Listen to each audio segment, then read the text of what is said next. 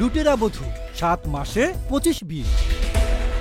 ভাবা যায় মাত্র 7 মাসে 25 জনকে বিয়ে, ফলে তার নাম হয়ে যায় লুটেরা বধূ। আর এই বধূর টার্গেট বিবাহিত স্বামীর কাছ থেকে টাকা ও স্বর্ণালঙ্কার লুট করা। তবে এতে তার শেষ রক্ষা হলো না। এবার বর সেজে তাকে বিয়ে করতে চান এক পুলিশ। প্রতারক সে নারী নিজেই ফাঁদে পা দেন আর গ্রেফতার হন পুলিশের কাছে। ঘটনাটি ঘটেছে ভারতের মধ্যপ্রদেশে।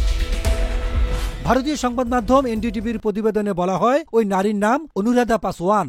19 মে তাকে মধ্যপ্রদেশের ভোপাল থেকে গ্রেফতার করা হয়। অভিযুক্ত অনুরাধা আইনিভাবেই বিয়ে করতেন। বিয়ের পর কয়েকদিন স্বামীর সঙ্গে থাকতেন এবং রাতে সুযোগ পেয়ে নগদ অর্থ, গহনা ও ইলেকট্রনিক সামগ্রী নিয়ে অদৃশ্য হয়ে যেতেন। তিনি একটি সংঘবদ্ধ চক্রের সঙ্গে যুক্ত ছিলেন বলে অভিযোগ। এই চক্রটি স্থানীয় এজেন্টের মাধ্যমে বিয়ের জন্য আগ্রহী পুরুষদের টার্গেট করত। অভিযুক্ত বধূর এজেন্টরা সামাজিক যোগাযোগ মাধ্যমে নববধূর ফটো দেখিয়ে 2 থেকে 5 লক্ষ টাকা চাইতেন। অনুরাধার বিরুদ্ধে প্রথম অভিযোগটি করেন সাওয়াই প্রদেশের বাসিন্দা বিষ্ণু শর্মা। চলতি মাসের 3 মে পুলিশের কাছে তিনি অভিযোগ করেন যে তিনি সুনিতা ও পাপ্পু মিনা নামের 2 এজেন্টকে 2 লক্ষ টাকা দিয়েছেন বিয়ের ব্যবস্থা করতে।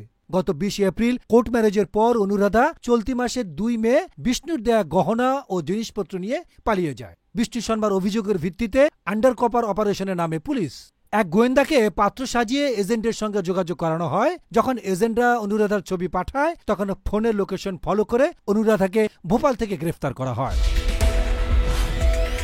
আন্তর্জাতিক ডেস্ক, গণমানুষের আওয়াজ।